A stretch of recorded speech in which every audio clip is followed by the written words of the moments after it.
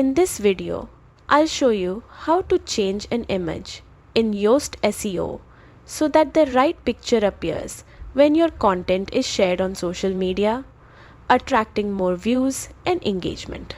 First, make sure Open Graph metadata, also known as social metadata, is enabled on your site. This allows Yoast SEO to add the correct social meta tags, including images, to your posts.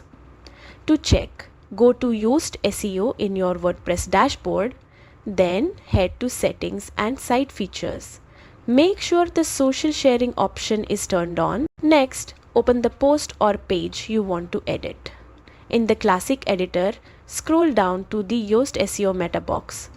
In the Gutenberg editor, open the Yoast sidebar and click on the Social tab. Here you can upload or select an image specifically for Facebook. You can also set images for Twitter or X if needed. Choosing the right image helps your content stand out and increases traffic.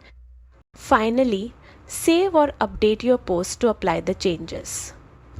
Now, when your content is shared, the correct image will appear, improving engagement and click-through rates. Thanks for watching and happy optimizing.